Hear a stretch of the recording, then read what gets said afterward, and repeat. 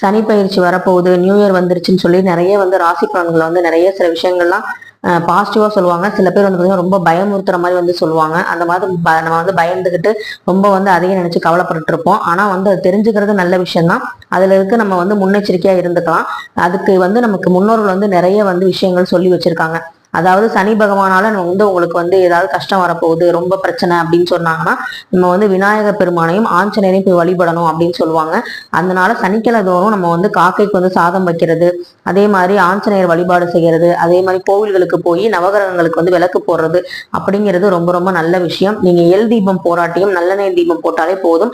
சனீஸ்வர பகவான் வந்து நமக்கு வந்து பயப்பட வந்து தேவை கிடையாது. ஏன்னா மனசாட்சிக்கு விரோதமாகவும் சட்ட விரோதமாகவும் இல்ல வந்து உண்மைக்கு புறம்பாகவும் செயல்படுறவங்க தான் பார்த்தீங்கன்னா சனீஸ்வர பகவானுக்கு பயப்படணும். மற்ற யாருமே வந்து பயப்பட தேவையில்லை. ஏதாவது ஒரு கர்மானாலும் நமக்கு வந்து கஷ்டம் வருதுன்னா ரொம்ப நம்ம சந்தோஷப்படணும். ஏன்னா அந்த கஷ்டத்தை வந்து அந்த கர்மா வந்து போக்குறதுக்காக அந்த கஷ்டமே வருது. அந்த கஷ்டம் போனதுக்கு அப்புறம் கர்மா குறைஞ்சிருச்சு அப்படிங்கிறது நமக்கே வந்து உணரக்கூடிய ஒரு விஷயத்த வந்து இறைவன் வந்து நமக்கு வந்து சொல்லுவார் கண்டிப்பா. ஸோ வந்து பார்த்தீங்கன்னா இன்னைக்கு நான் சனிக்கிழமைனால ஆஞ்சநேயர் வழிபாடு வந்து நான் செஞ்சிருக்கேன்.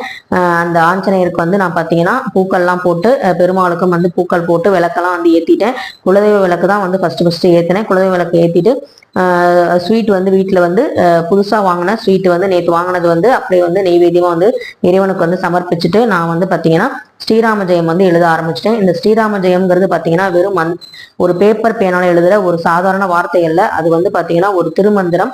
அந்த மந்திரத்தை நம்ம உச்சரிக்க உச்சரிக்க நமக்கு வந்து நல்ல நல்ல அதுல இருக்கிற மாதிரி ஸ்ரீராம ஜெயம் அப்படிங்கிறது ஜெயம்னா வெற்றி, நமக்கு வாழ்க்கையில மென்மேலும் வெற்றி கிடைக்கும் அப்படிங்கிறதுல எந்த சந்தேகமும் இல்லை. அதனால வந்து பார்த்தீங்கன்னா இந்த சனீஸ்வர பகவானுக்கு நம்ம பயந்து வந்து ரொம்ப கஷ்டப்படணுங்கிற அவசியம் இல்லை.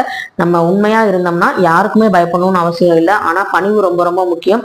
அதுவும் இறைவன்கிட்ட பணிவு வந்து ரொம்ப ரொம்ப முக்கியம். அதனால வந்து பாத்தீங்கன்னா ஸ்ரீராம ஜெயம் எழுதும் போது நம்ம வந்து அவங்க பூஜைகளை முன்னாடி அவங்க முன்னாடி உட்காந்து அந்த மந்திரத்தை வந்து ஜபிக்கும் போது அதுக்கான மரியாதை நம்ம கொடுக்கணும். அது கண்டிப்பா வந்து நம்ம செய்யணும். அதுக்கப்புறம் வந்து பாத்தீங்கன்னா கண்ணன் திருமங்கல பாட்டுன்னு சொல்லிட்டு இன்னைக்கு மங்கள பாட்டுன்னு சொல்லி இன்னைக்கு வந்து ஒரு பாட்டு வந்து புதுசா படிச்சேன். அது ரொம்ப ரொம்ப நல்லா இருந்துச்சு. அந்த பாட்டையும் நான் வந்து இதுல காமிச்சிருக்கேன். நீங்களும் முடிஞ்சா வாசிச்சு பாருங்க, அதை படிச்சு பாருங்க. ஏன்னா இந்த மாசத்துல நான் வந்து நம்ம வந்து அந்த எந்த மந்திரம் சொன்னாலும் அதுக்கு வந்து பல மடங்கு வந்து சக்தி வந்து நமக்கு இருக்கு. அந்த பாட்டு வந்து இப்ப உங்களுக்கு காமிக்கிறேன், நீங்களும் பாருங்க. ஸ்ரீராம சந்திரனுக்கு ஜெயமங்கலம், நல்ல திவ்யமுக சந்திரனுக்கு ஜெயமங்கலம், நித்திய சுபமங்கலம். தசரத பாலனுக்கு சக்கரவர்த்தி ராமனுக்கு தசாவரானுக்கு சங்க சக்கர பூஷனுக்கு ஜெயமங்கலம், நித்திய சுபமங்கலம். மரா பிராமனுக்கு மண்ணு மறந்தாமனுக்கு ஈராறு நாமனுக்கு நவிகுல சோமனுக்கு ஜெயமங்கலம், நித்திய சுபமங்கலம். கொண்டல் மணிவன்